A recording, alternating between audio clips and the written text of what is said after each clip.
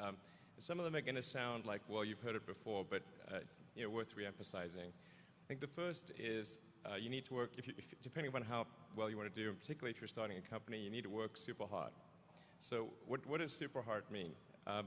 Well, when my brother and I were starting our first company, instead of getting an apartment, we just rented a small office and we slept on the couch. And we showered at the YMCA, and we're so hard up we had just one computer. So the website was up during the day, and I was coding at night, 7 days a week, all the time. And I sort of briefly had a girlfriend in that period, and in order to be with me, she had to sleep in the office. So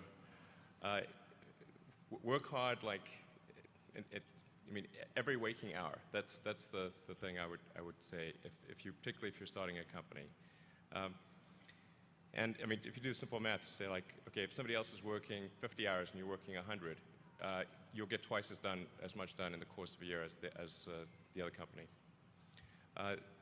The other thing I'd say is that if you're creating a company or if you're joining a company, the most important thing is to attract great people. So either join a group that's amazing that you really respect, or if you're building a company, you've got to gather great people. I mean, all a company is a group of people that have gathered together to create a product or service.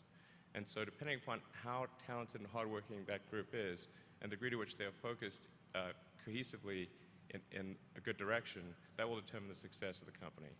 So do everything you can to gather great people if you're creating a company. Then I'd say focus on signal over noise. A lot of companies get confused.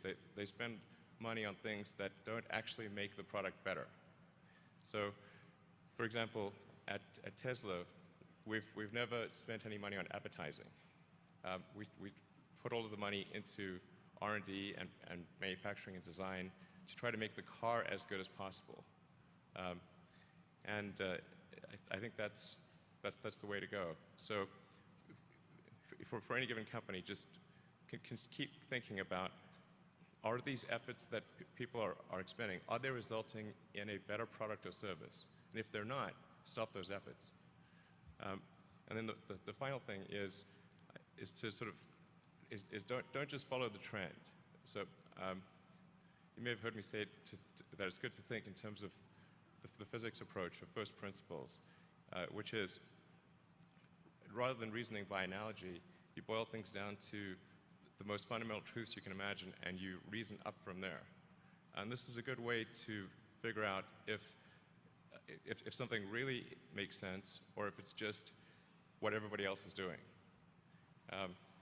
It's hard to think that way. You can't think that way about everything. It takes a lot of effort. But if you're trying to do something new, it's the best way to think. And that framework was developed by physicists to figure out counterintuitive things like quantum mechanics. So it's really a powerful method.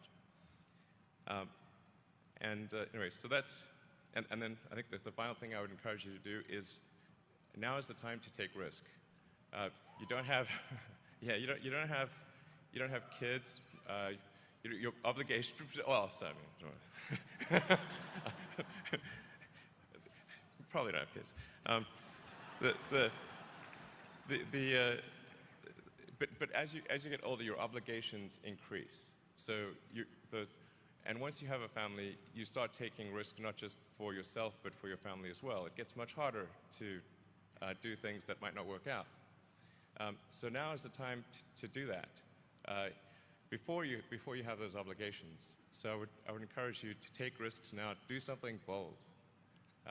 You won't regret it. Thank you.